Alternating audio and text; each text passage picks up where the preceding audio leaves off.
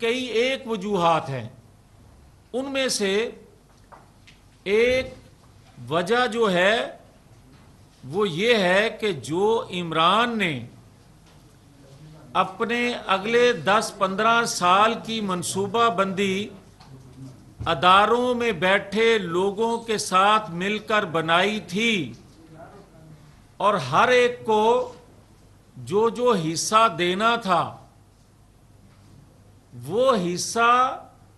وصول کرنے میں ناکامی دیکھتے ہوئے آج تک اس کی سہولت کاری اس کو دوبارہ لانے کے لیے ہو رہی ہے۔ اور حقائق یہ ہیں کہ ابھی چند روز پہلے بلوچستان میں وکلا کنونشن ہوا اور اس وکلا کنونشن میں امان اللہ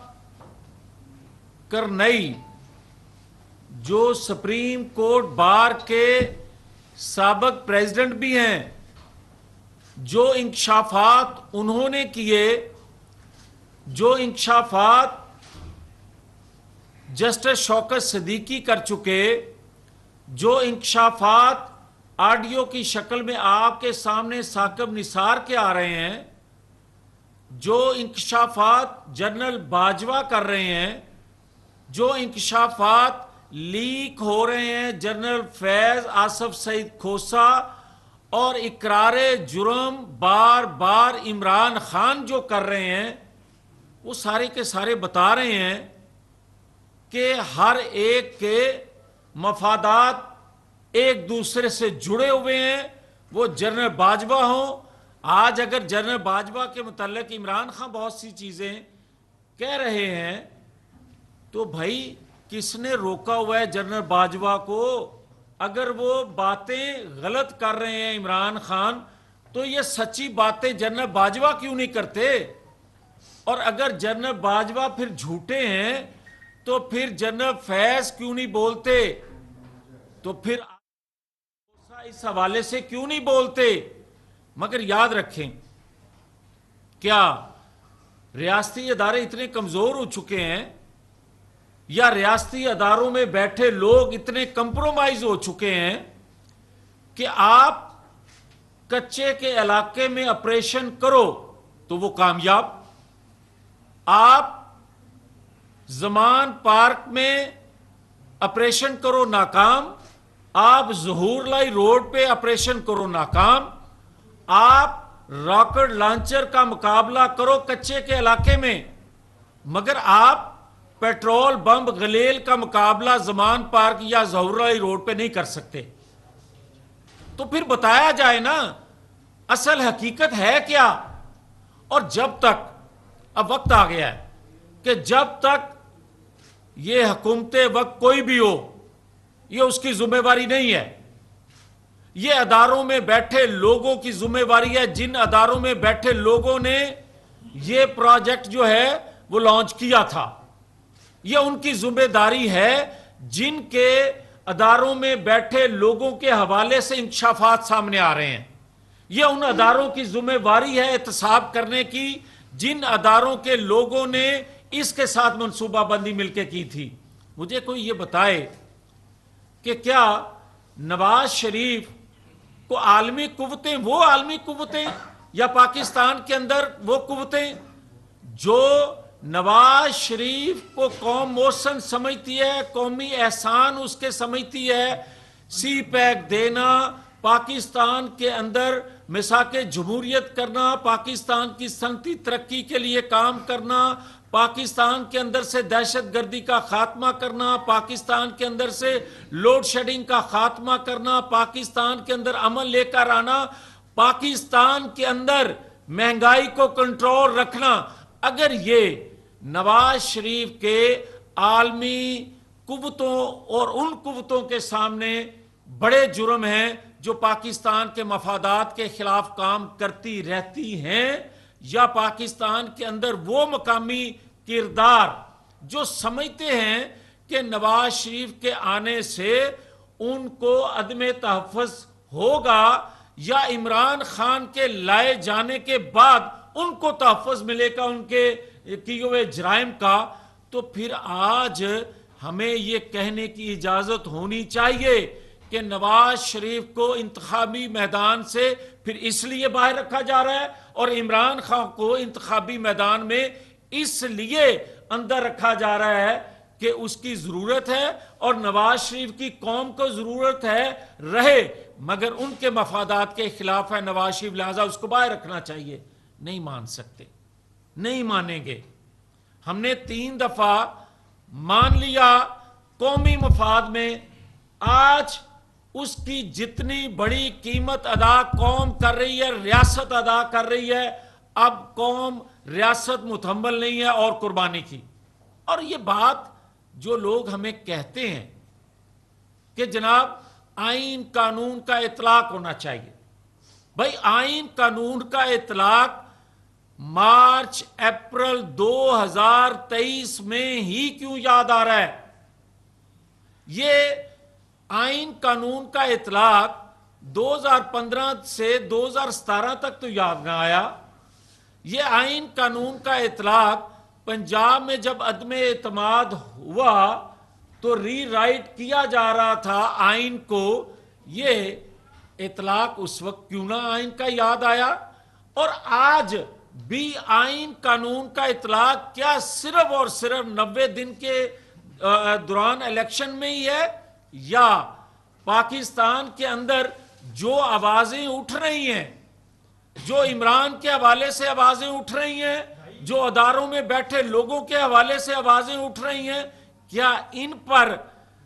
آئین قانون حرکت میں نہیں آ سکتا؟ اور کیا آج بھی جو اداروں میں بیٹھے لوگ ہیں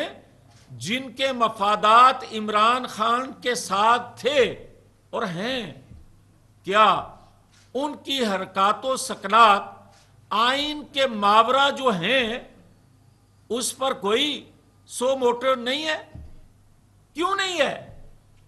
اور پھر آج جو وہ بات کرتا ہے کہ جناب میں ریکویسٹ کرتا ہوں، میں التجا کرتا ہوں کہ عدلیہ میں تمام لوگ جو ہیں وہ اکٹھے ہو جائیں، یہ کس کی خواہش نہیں ہے؟ یا کیا پاکستانی قوم کی یہ خواہش نہیں ہے کہ تمام اداروں میں بیٹھے لوگ ایک پیج پہ ہوں آئین قانون کے مطابق؟ مگر یہ نہیں ہے کہ تیرے لیے سب اکٹھے ہوں اور آئین قانون پر عمل کرنے والے جو ہیں وہ اقلیت میں کر دیے جائیں۔ بات سیدھی سی ہے کہ اگر 2015 میں جو سازش ہوئی تھی، اگر اس وقت ہم کھڑے ہو جاتے، جو ہمارے پارٹ پہ ہمارے اینڈ سے غلطیاں ہیں مسلم لیگ کی طرف سے، ان کا ہم پہلے اعتراف کرتے ہیں۔ ہم سمجھتے ہیں کہ اگر آج پیٹرول بم، آج غلیل بردار، آج لٹھ بردار روک رہے ہیں انصاف کے کٹہرے میں آنے سے عمران کو، بزدار کو، پرویز لائی کو، یا باقی ساری ان کی رجیم کو، ہم وہ تو نہ کرتے،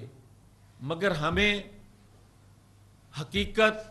کھل کے بتانی چاہیے تھی قوم کو۔ قومی مفاد اسی میں تھا، قومی مفاد اس میں نہیں تھا کہ ہم نے وہ چیزیں حقائق چھپائے جو قوم کو بتانے چاہیے تھے کہ اداروں میں بیٹھے لوگ پاکستان کے خلاف کیا سازش کر رہے ہیں اور کب سے کر رہے ہیں۔ میں سمجھتا ہوں کہ اگر 2017 میں جو نواز شریف کے خلاف سازش ہوئی تھی جس کے نتیجے میں تاحیات نااہل کیا گیا تھا، اس وقت کھڑے ہو جاتے، 13 جولائی کو ایئرپورٹ پہنچ جاتے، ری رائٹ کیا جا رہا تھا جب آئین کو، اس وقت مسلم لیگ کھڑی ہو جاتی۔ اور اگر آج کی جو نوبت آئی ہے یہ نہیں آنی تھی، اور اگر آج بھی ہم پارلیمنٹ کی بالادستی کے لیے کھڑے نہ ہوئے، جو کہ کھڑے ہیں مگر اور مضبوطی سے کھڑا ہونا پڑے گا، اور اگر ہم نے کوئی کمپرومائز کیا، اور میں سمجھتا ہوں کوئی مذاکرات نہیں ہے، اور کبھی دہشت گردوں کے ونگ سے مذاکرات نہیں ہوتے، کبھی پیٹرول بم پھینکنے والوں سے مذاکرات نہیں ہوتے، کبھی عالمی قوتوں کے اعلی کار بننے والوں سے مذاکرات نہیں ہوتے، کبھی اداروں پر چڑھائی کر کے ان کو کمزور کرنے والوں سے مذاکرات نہیں ہوتے، کبھی والوں سے مذاکرات نہیں ہوتے، کبھی اداروں میں بیٹھے لوگوں کو ساتھ ملا کر پاکستان کے خلاف سازش کرنے والوں سے مذاکرات نہیں ہوتے۔ آج جب گندم خدا کے فضل و کرم سے وافر مقدار میں جو اس کی پیداوار ہوئی ہے، آج جو پاکستان کی معیشت سنبھلنے لگی ہے، آج جو آئی ایم ایف کے بغیر جو ہم چلنا شروع ہوئے ہیں یا ہو رہے ہیں، ہم جو عالمی سطح پر پاکستان کے کیس کو بہتر طریقے سے پلیڈ کر رہے ہیں، تو کیا اس وقت پھر اس انتشار پسند، اس قوم کو انتشار میں مبتلا کرنے والے شخص سے کس بنیاد پہ مذاکرات ہو رہے ہیں؟ کسی کی خواہش پہ، کسی کے دباؤ میں؟ اگر اس انتشار پسند، اس دہشت گرد ٹولے سے مذاکرات ہوں گے تو پھر آپ پاکستان کے دفاع پر کمپرومائز کرو گے، پاکستان کی ترقی پر کمپرومائز کرو گے، پھر آپ جو 2015 سے نواز شریف کے خلاف، قومی محسن کے خلاف سازش ہو رہی تھی، آپ اس مجرم کے ساتھ کمپرومائز کرو گے، اور آپ اگر ان مجرموں کو بے نقاب کر کے کٹہرے میں نہیں لا سکتے، وہ آپ کے اندر جو کیپیسٹی حکومت وقت میں ہے وہ پوری قوم جانتی ہے، پوری قوم جانتی ہے، مگر قوم یہ مطالبہ کرتی ہے کہ ادارے، جن اداروں سے یہ سازش ہوتی تھی، جو لوگ کرتے تھے، ان لوگوں کو کٹہرے میں لائیں تاکہ پاکستان کے اندر جو ایک ہیجانی کیفیت، ایک انتشار، تقسیم ہے قوم، وہ قوم متحد قوم بن سکے۔ تو میں یہ آخر میں گزارش کرتا ہوں، کوئی مت ہمیں یہ بھاشن دے کہ ہم الیکشن سے بھاگ رہے ہیں۔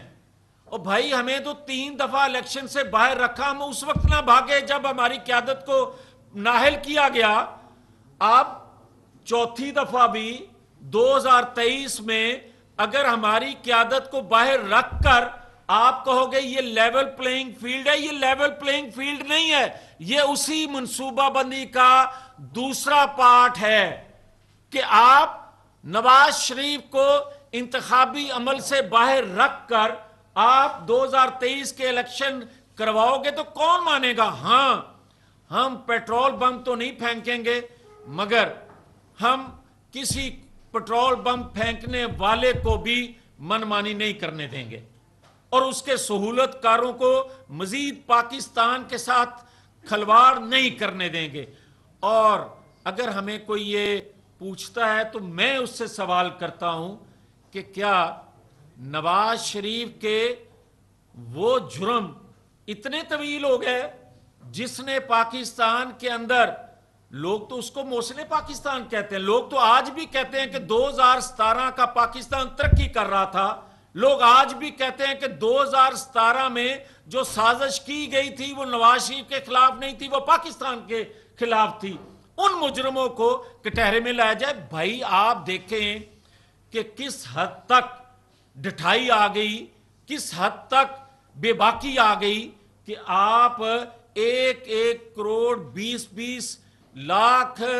1 کروڑ 20 لاکھ، کوئی کہتا ہے 10 کروڑ، کوئی کہتا ہے 5 کروڑ، یہ کروڑوں کی جو ڈیلیں ہو رہی ہیں، یہ جو اربوں روپیہ اکٹھا ہو رہا ہے، کوئی از خود نوٹس لے گا محسن گیلانی پہ؟ اس وقت تو کہتے تھے یہ کروڑوں کی ڈیل ہوئی ہے، اس پہ 100 موٹے لینا چاہیے۔ تو کیا آج اپنے ادارے کا جو شخص ہے جو کروڑوں روپے کی ڈیل وہ کر رہا ہے، اس کا بیٹا کر رہا ہے، اس پہ از خود نوٹس نہیں ہو سکتا؟ کیا میرے لیے قانون ہے اور ہے اس ساری قوم کے لیے؟ مسلم لیگ نون کے رہنما میاں جاوید لطیف لاہور میں پریس کانفرنس کر رہے ہیں۔ ان کا کہنا ہے لوگوں کو اب سچ بولنا پڑے گا، ماضی میں لانچ کیے گئے پروجیکٹ کو آج تک بے نقاب نہیں کیا گیا۔ عمران خان نے اگلے 10 سال کی منصوبہ بندی اداروں میں بیٹھے لوگوں کے ساتھ مل کر کی۔